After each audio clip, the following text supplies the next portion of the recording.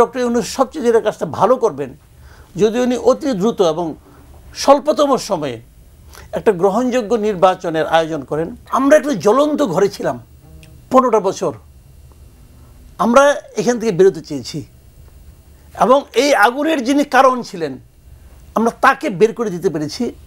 অতএব আমাদের ঘরটা কিন্তু আগুন নিভে গেছে। প্রথম হলো আগুনটাকে নিভাও। আমরা সেই দুঃসহ পরিস্থিতি থেকে আমরা রক্ষা পেয়েছি, কিন্তু তখন লক্ষ্য অতটা ছিল না। যেই উনি চলে গেছেন তখন আমাদের লক্ষ্য রেখে দাঁড়িয়েছে। আমরা চাইছি তাহলে এই ঘরে আরেকজন লোককে আনতে হবে যে আমাদের ঘরটা চালাবে। এখন উনি কি এসে আগের মতো উত্তাপ ছড়াবে? উনি কি এসে আগুন প্রতি আগুন ধরাই দিবে? এই জায়গা থেকে কিন্তু আমরা বাঁচতে চেয়েছি। যে কারণে আমরা বলেছি সংস্কারের কথা, যে এমন কেউকে আনো যার হাতে দেয়াশালাই থাকবে না ভাই। সেই যে মেলতে আগুন ধরাবে এটা চলবে না, তার হাতে কোনো আগ্নেয়াস্ত্র থাকবে না, এরকম কিছু একটা চাই আমরা। আমাদের ওই যে বলে না যে আমি যদি রাস্তায় চলতে যদি হোঁচট খাই তাহলে কিন্তু আমি একটু উঁচু দেখলে কিন্তু আমি ভয় পাই। আমি ওরকম জায়গায় বলেছি যে আমরা এটা চাই নেই, এবং সেই জন্যই কিন্তু বারবার সংস্কারের কথা উঠেছে। কিন্তু শেষ দিকে এসে যে জিনিসটা নাকি আমি মনে করি, যেমন বছরের শুরুটা হয়েছিল নির্বাচন দিয়ে, একটা ভয়ঙ্কর পচা নির্বাচন দিয়ে, শেষে এসে কিন্তু আমাদের মধ্যে আবার সেই নির্বাচনের প্রত্যাশাটা কিন্তু জেগে উঠছে। মানুষ বলতে চাচ্ছে হ্যাঁ আমরা একটা নির্বাচন চাই, এবং সেই নির্বাচনটা ওইরকম নির্বাচন হবে না। গত 15 বছর আমরা যে নির্বাচন দেখেছি আমরা সেই নির্বাচন চাই না। আমরা একটা ভালো নির্বাচন চাই, যে নির্বাচনে প্রত্যেকটা মানুষের অধিকারের জন্য মানুষ যে মতামতটা দেবে তার মতামতটা গৃহীত হবে, এবং তার মতামত অনুযায়ী একটা সরকার গঠিত হবে।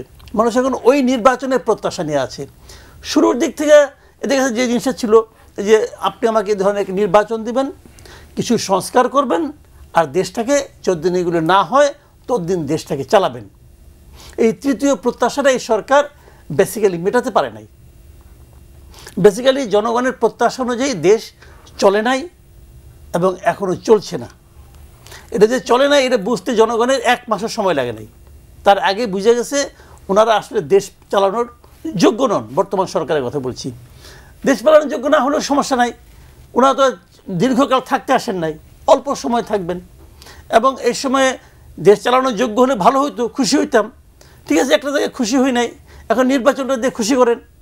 কিন্তু এখানেও যেটা হয় যে মানুষের মধ্যে কি সেই চেঞ্জটা আসছে, মনে করেন যাদেরকে আমরা দায়িত্ব দিয়েছি তারাও কি আমাদের মতো করেই ভাবেন? অথবা যারা দায়িত্ব নিয়েছেন, আমরা তো সবাইকে দায়িত্ব দিই নাই, আমরা তো একজনকে দায়িত্ব দিয়েছি। উনি যাদেরকে দায়িত্ব ভাগ করে দিয়েছেন ওনার নির্বাচনটাকে সঠিক ছিল, এটা নিয়ে আমার সন্দেহ আছে।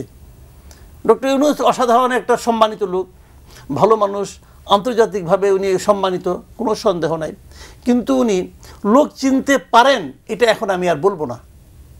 উনি যোগ্য লোক নির্বাচন করতে পারেন আমি এটাও বলতে পারছি না, মানে আমাকে বলা আমি এটা বলতে আমি রাজি না আর কি। তো উনি খুবই অযোগ্য লোক কতগুলি নিয়ে আসছেন, এবং সেই লোকগুলি এনে তারা মোটামুটি একটা লেজে গোবরের অবস্থা করে রাখছে অলরেডি। তারপরেও লেজে গোবর তো সবারই হয়, কিন্তু তারও তো একটা শেষ আছে। এখন এই লেজে গোবরের অবস্থা যদি দীর্ঘকাল চলে তখন মানুষ টায়ার্ড হয়ে যাবে। মানুষ টায়ার্ড হতে শুরু করেছে। আমি মনে করব ডক্টর ইউনূস সবচেয়ে যেটা কাজটা ভালো করবেন যদি উনি অতি দ্রুত এবং স্বল্পতম সময়ে একটা গ্রহণযোগ্য নির্বাচনের আয়োজন করেন।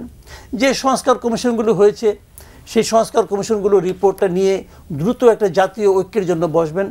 বসে আমি মনে করি সব কিছু করেও এ বছরের মধ্যেই একটা ভালো নির্বাচন দেওয়া সম্ভব, এবং সেই নির্বাচনের মাধ্যমে জনগণ যাকে নির্বাচিত করবে তারা আসবেন, যারা নির্বাচনে পরাজিত হবেন তারাও বিজয়ী দলকে গ্রহণ করবেন, মেনে নেবেন। এই ধরনের একটা মানসিকতা আমরা সবার কাছ থেকে আশা করি।